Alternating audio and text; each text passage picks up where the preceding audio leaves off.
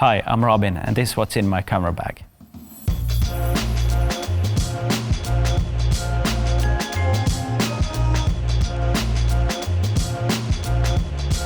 Starting off, we've got my dream camera, to be honest. This is the red Komodo Stormtrooper edition. We've got this nice body cap from GDU. We've got a Arca Swiss baseplate by Kessler, which also have got this quick release rails, which you can just extend like this, and then if you're not using them, you can just keep them like this to keep them out of the way. NATO rails all around, so you can attach handles, monitors really easily. We've also got this V-Lock adapter from Core, so we can power it for a very long time. And yeah, I love using it. We've actually got another one too, which we're shooting this video on, so obviously I cannot show that one, but yeah, that's not a Stormtrooper version, that's the normal black variant. And this is not comfortable at all. This is the way we normally transport it. We've usually got both Komodos here and not as many accessories, but just so you guys can see what we're using, I decided to just show it off like this.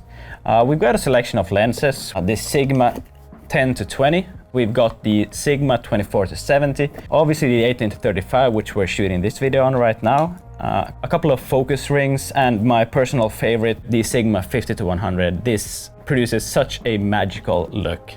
We've got ND filters, polarizers, and a Pro-Mist filter, and it literally takes seconds to build this rig. You just pull the camera out of the case, you attach the handles like this,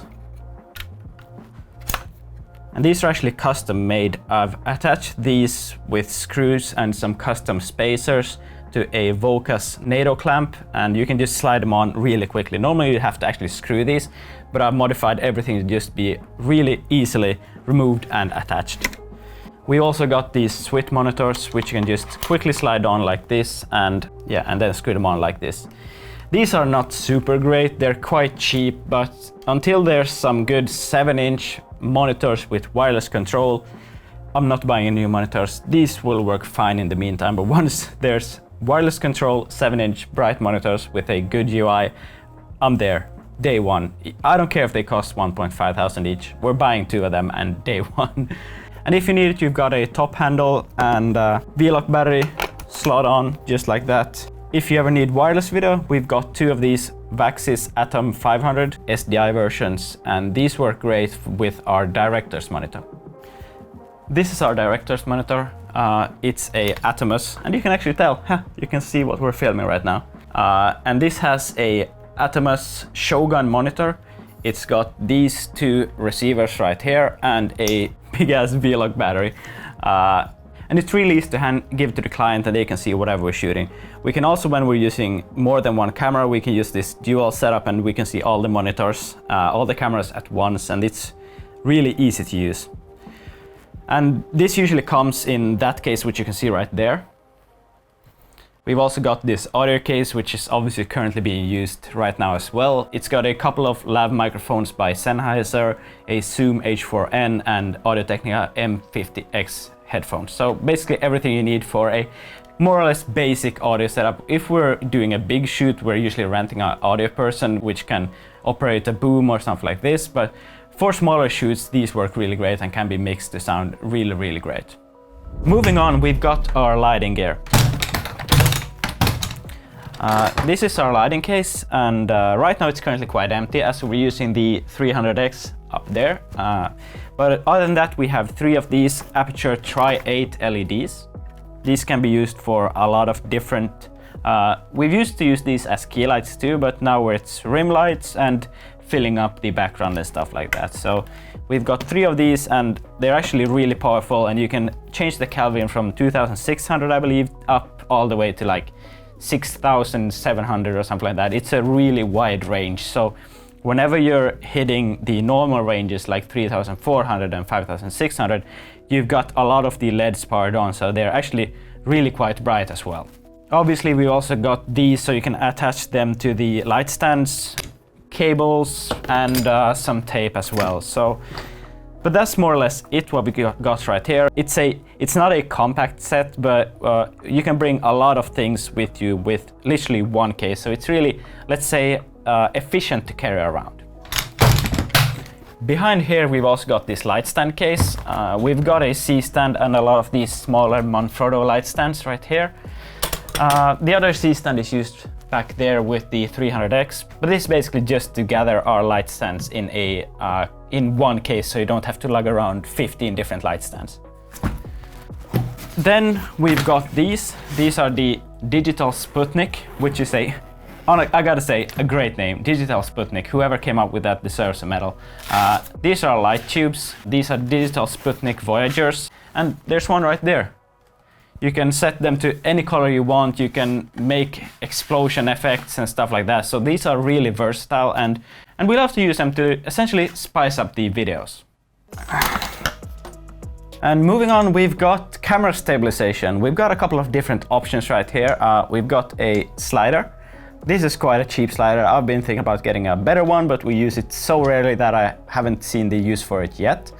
Then we've got a tripod, great for interviews, not really used otherwise. Our videos normally are more dynamic. Bra, tack! Next up we've got a tripod. I normally only use this for interviews, as I normally shoot with my Mōvi Pro. This is a lot more dynamic and I like the look a lot more than static video. So yeah, this is what I normally shoot with. This is a really great stabilizer. I love it because it basically looks natural. I've used a lot of different gimbals from DJI. I still actually have the Ronin SC. I used to own the Ronin M, which I used extensively for like 2.5 years, I think. And yeah, I basically started looking into different options because I felt that the DJI gimbals were always a little bit too robotic for my taste. And this gimbal from Freefly, it just looks natural, and also it works great with my Alta 6. You can basically just, when you're shooting handheld, you just pop it off from the ring like this, and then once you've got the Alta, you just pop it back onto the Alta, and you go for a flight.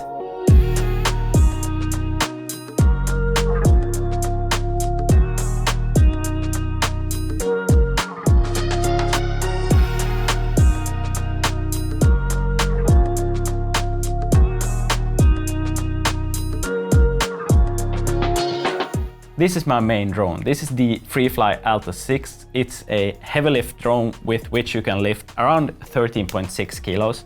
And as I said, you just attach the Mōvi Pro to the bottom right there. And then basically you take it for a flight. There's a lot of different things you have to customize and build. As you can see, the antenna right here. I don't know if you can actually tell that well, but there's an antenna right here, and you have to custom build a lot of things. So it's not an easy drone to use, and it's definitely not a beginner drone or a cheap drone. But if you want top-notch footage, which can easily match, this is fantastic, because we can use the same gimbal, the same camera, the same glass as every other shot. So you can essentially use this and cut between ground footage and drone footage without you can tell any difference, because you're basically using the same gear as you use on the ground.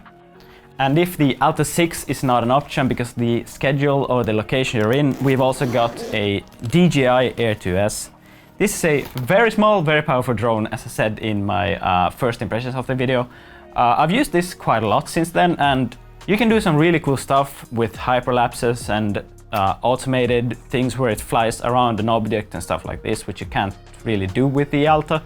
So it's really easy to use, and anyone can fly this. So yeah, it's a great small drone where you can't use the Alta. Obviously it's a lot harder to color match, but this takes 30 seconds to set up. The Alta is 3 huge cases, it takes 30 minutes to set up. So in some cases this is obviously the better option, and when you've got a big drone like that, you have to have a second option.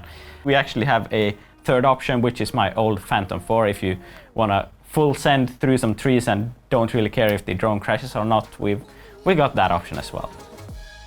So this is what we use to transport all of our gear. It actually takes up quite a lot of space to transport everything in a safe manner, but when you drive around as much as we do, it's well worth it. That's it for this video. I hope you enjoyed it. And if you have any thoughts, video ideas, questions about our gear, leave a comment down below, and I'll see you guys in the next video.